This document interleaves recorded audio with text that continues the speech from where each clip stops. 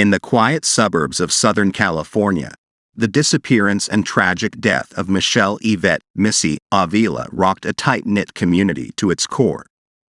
Her story is one of friendship, betrayal, and a devastating loss that left an indelible mark on those who knew her. The vanishing of Missy Avila sent shockwaves through the community, as friends, family, and law enforcement mobilized in a desperate search to find her. The quest to uncover the truth behind her disappearance would reveal a disturbing tale of betrayal among those she trusted. Missy was known for her bright smile and caring nature, a young woman with dreams of a promising future. As the details surrounding her disappearance emerged, so did the heartbreaking story of friendships turned sinister. The mystery surrounding Missy's disappearance captivated the nation's attention, shedding light on the complexities of teenage friendships and the darker aspects that often remain hidden beneath the surface. This is the story of Michele Yvette Missy Avila, a young woman whose life was tragically cut short. Michele Yvette Missy Avila was born on February 8, 1968, and grew up in Arleta, Los Angeles. She lived with her mother and 3 brothers and attended San Fernando High School with her 2 best friends, Karen Severson and Laura Doyle. Missy and Karen had been best friends since they were 8 years old. The girls started to drift apart once they entered high school. Missy was very beautiful and had very long hair, which she loved, and she was quite popular and well-liked by most of her peers. Karen and Laura began to get jealous of all the attention Missy received from others, especially from boys. During Missy's sophomore year of high school, a rumor began to spread. That rumor claimed that Missy had been sleeping around with several boys, all of whom had girlfriends.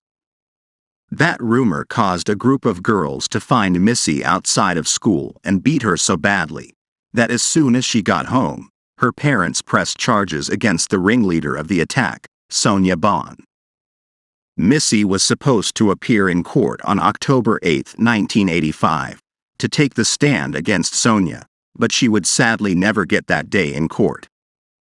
Earlier in September, Missy had a falling out with both Karen and Laura due to the same rumor that was spread a year prior, in which Missy was accused of sleeping around with girls' boyfriends. But this time the 2 girls in question were her best friends, Karen and Laura. Missy began dating a boy named Randy earlier in their junior year.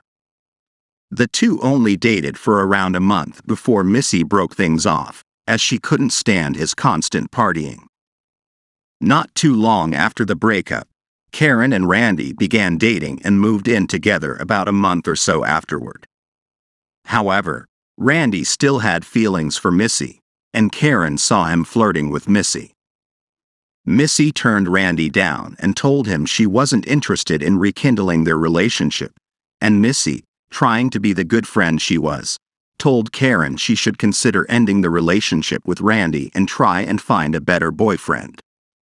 This angered Karen, so she and Laura spread the rumors once again and decided to confront Missy at one of the parks in their neighborhood. Missy tried pleading with them, telling them she would never betray either of them like that, and these were the same rumors that were spread the year prior. Onlookers claimed that Karen was seen shouting at Missy, threatening her with a broken beer bottle, pushing her to the ground, and slapping her before she and Laura stormed off. This interaction was 10 days before her murder. Not so long after that incident, Laura expressed regret and contacted Missy, and the 2 of them decided to put everything behind them and continue with their friendship. However, Karen was still avoiding her until October 1st, when she contacted Missy and sincerely apologized to her about everything that escalated between them. That meant a lot to Missy, as she had started to miss her friends, and the trio made plans to hang out at Stonehurst Park later that same day. On October 1, 1985, Missy told her mom that she made plans to hang out with her friends, and her mom gave her permission to go, but she had to be back home by 6 p.m. Missy went outside and waited for Laura to pick her up. After Laura picked her up, the girls drove around for a while before making their way to Stonehurst Park, where they parked the car and waited for Karen to show up. A few minutes passed by and Karen pulled over into the parking lot, with their other friend Eva in her passenger seat. That's when things took a turn for the worse for Missy. When Karen came into the parking lot, she pulled over extremely close to Laura's car, rolled down her window, and began shouting at Laura. Laura rolled down her window too and began shouting right back at Karen. Missy and Eva both sat there, shocked, just watching their friends shout vile things at each other. Missy had no idea what they were fighting about. Suddenly, Karen backed up and sped out of the parking lot, and Laura followed her. For 45 minutes, they drove recklessly north of the city and into the mountains. Both girls were driving with such extreme anger, to the point where Missy and Eva were begging the girls to calm down and pull the cars over. The girls drove right into a parking lot that led to a huge forest. Laura and Karen got out of their cars, confronted each other, and continued to fight. Missy got out of the car so that she could try and get her friends to stop fighting, but as soon as she left the car, Karen and Laura both suddenly stopped fighting, looked directly at Missy, and charged over to her. They went so close to Missy that she couldn't get into the car, and she couldn't move away from the car. Karen laughed at Missy and told her that she and Laura were not fighting and were not angry with each other at all, but they were angry with her. They told her that the whole drama was just a ploy to get her out into the woods so that they could confront her and teach her a lesson. They shouted at Missy and enlightened her that they were the ones who spread the rumors because they knew for a fact that she had slept with their boyfriends, and they weren't going to let her get away with it. Missy tried pleading with them, telling them again that she would never do anything like that. She never slept with anyone, but they wouldn't listen. When Missy started to shut down, the girls grabbed her and pushed her away from the car and towards a trail that led into the forest. Considering the fact that Missy was very petite compared to the other girls and was only 4 feet 10 and 95 pounds, while Karen was 5 feet 2 and over 200 pounds, and Laura was 5 feet 6 and 135 pounds, Missy couldn't defend herself against those two girls as they were constantly pushing her to walk further down the trail. Eva, on the other hand, was in the car during this whole altercation. Eva finally got out of the car and began to walk behind the group. Eva wasn't involved in anything the girls did in the forest, and she didn't even know why she was brought along to begin with. When the group was out of view from the parking lot and deep into the forest, Laura stopped and faced Missy, who was crying helplessly and scared, and punched her right in her face. As soon as she started punching her, Karen joined in, and within seconds Missy was on the ground and getting beaten, punched, and stomped on. When they stopped, Laura pulled a knife out, grabbed Missy by the hair, and started cutting chunks of her hair out. They did this intentionally because they knew how much Missy loved her beautiful long hair. Karen wanted to join in on the hair butchering, but since she didn't have a knife, she just started pulling chunks out with her hands while Eva stood there, watching this all happen.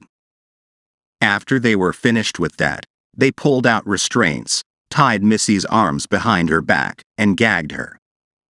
Since there was a river around 10 feet away from them, Laura walked into the stream, looked directly at Missy, started running her hands in the water, gave Missy a smirk, and started taunting her, asking her to come into the water with her.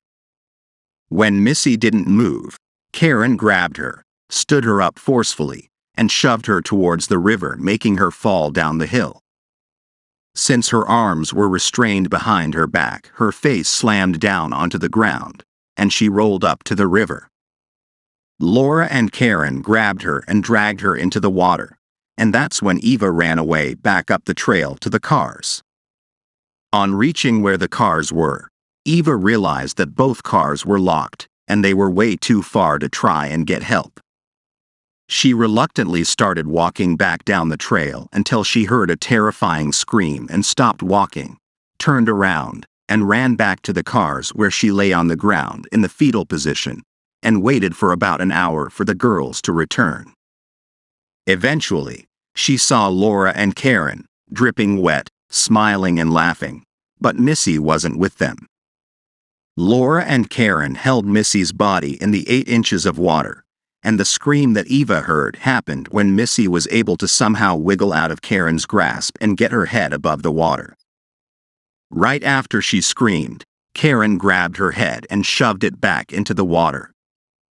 When the girls knew that Missy was on the brink of death, they let go of her, ran over to a huge log, brought it over to Missy, and dropped it on her head. The girls then left the forest, got into their cars with Eva, and went home after the ordeal. 4 hours later, Laura even went ahead and called Missy's mother and asked to speak to Missy. After Missy's mother, Michele Avila, told Laura that she thought her daughter was with her, Laura claimed that she had dropped Missy off with 3 boys driving a blue Camaro. After getting gas, Laura claimed that she returned to the location where she dropped Missy off, but she and the 3 boys were already gone. On October 4, 1985, Missy's body was found face down in a stream in Big Tujunga Canyon in Angeles National Forest 3 days later by a group of hikers, who then contacted the police. When the police arrived, they found that she had been forcibly drowned in 8 inches of water. Her waist-length hair was hacked off and there was a 4-foot log found on top of her body. Police also found cigarettes, beer, and men's overalls near where Missy's body was found. The girls told Missy's parents and the detectives that Missy had gone off with 2 men who were in a blue Camaro before she disappeared, which made those random items around the crime scene make more sense. That lie made the detectives go on a wild goose chase for those men who didn't even exist for 3 years. Irene later said she had no reason to suspect Karen or Laura were involved in her daughter's death because both of them attended Missy's funeral and Laura sent the family a sympathy card along with $20. Karen, on the other hand, moved in with Missy's family for a long time, showing her support and sympathy to her family and trying her best to help catch the killers, when in reality she just wanted to keep close tabs on the investigation and try and keep investigators off her trail as much as she could. Karen even went to the extent of sleeping on Missy's bed and eating dinner with her family for so many nights. Meanwhile, she was one of the girls who took Missy's life. Karen was also seemingly obsessed with the murder as she visited Missy's grave several times a week, covered the walls of her room with pictures of Missy and newspaper clippings about the crime, and repeatedly visited the creek where Missy's body was found. At one point, Karen told Irene that she had seen Missy's ghost. Detectives had no leads in the case and the case went cold until after 3 years on July 26, 1988. Eva Chirumbolo, another teen who had taken the 45-minute drive into the mountains, finally came forward and told the police everything that transpired. She explained the rumors that were made, the falling out that happened between them, all the anger and the jealousy, and then every detail about the murder that she knew of. Eva mentioned that she took so long to come forward due to being threatened by the other 2 girls to never say a word about anything that she saw and thought they would kill her. In March 1990, Karen and Laura were convicted of second-degree murder and sentenced to 15 years to life in prison. The jurors later said they were not convinced that the murder was planned and rejected the first-degree murder charge. Karen Severson was released from prison on December 9, 2011, after serving 21.5 years, and Laura Doyle was released from prison in December 2012 after serving 22 years. Karen Severson tried to profit off of what she did by attempting to write a memoir about the murder and her prison life, but her book didn't do very well. She also apparently made a deal for a movie to be made about it, but Avila's family sued her in 2015, seeking to take the profits of the sales. Because of this, The state of California passed Missy's law, requiring entities who are helping publish works made by criminals to contact the families of the victims about the said works. Missy's story has ignited conversations about the impact of bullying, the complexities of teenage relationships, and the importance of fostering a culture of empathy and kindness. Community initiatives and support networks have emerged to provide resources and support for those affected by similar experiences. As we remember Missy, we honor her memory by working to create a world where friendships are built on trust and compassion. Her legacy serves as a reminder that every individual deserves respect, kindness, and the opportunity to live a life free from harm. In the end, Michele Yvette, Missy Avila's legacy will be one of resilience and hope. May her memory inspire us all to stand up against bullying, support those affected by betrayal, and work towards a future where understanding and empathy prevail.